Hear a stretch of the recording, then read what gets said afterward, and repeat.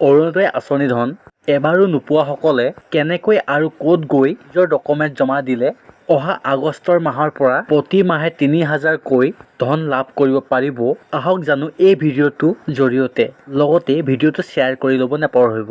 আহক এতিয়া জানো অৰুণোদয় আঁচনি ধন নোপোৱা ৰাজ্যৰ সকলো মহিলাই অহা আগষ্টৰ মাহৰ পৰা যদিহে ৩,০০০কৈ অৰুণোদয় আঁচনি ধন লাভ কৰিব বিচাৰে তেন্তে সেই সকলো মহিলাই এই বিশেষ কামটো কৰিব লাগিব। যিহেতু নিজৰ সমষ্টিৰ বিধায়ক অৰ্থাৎ MLA গৰাকীৰ লগত যোগাযোগ কৰি তেওঁক নিজৰ ডকুমেণ্টছ আধাৰ, ৰেচন আৰু বেংক পাছবুক জমা দিব লাগিব। লগতে এটা কথা লক্ষ্য ৰাখিব যে সেইগৰাকী মহিলাৰ পৰিয়ালৰ কোনো লোকে চৰকাৰী চাকৰি কৰা থাকিব নালাগিব আৰু তেতিয়াহে প্ৰতি মাহে ৩,০০০কৈ অৰুণোদয় আঁচনি ধন লাভ কৰিব পাৰিব। গতিকে কোনে কোনে নিজৰ বিধায়কজনক নিজৰ ডকুমেণ্ট জমা দিলে আৰু কোনসকলে এতিয়ালৈকে দিয়া নাই কমেণ্ট বক্সত কমেণ্ট কৰি জনাবচোন। আৰু যিসকলে এতিয়ালৈকে দিয়া নাই সেই সকলো মহিলাই এতিয়াই নিজৰ বিধায়কজনৰ লগত যোগাযোগ কৰক। গতিকে ভিডিঅ'টো চাই কেনেকুৱা পালে, যদি ভাল পালে লাইক কৰাৰ লগতে ভিডিঅ' শ্বেয়াৰ কৰি দিব নাপাহৰিব। ধন্যবাদ।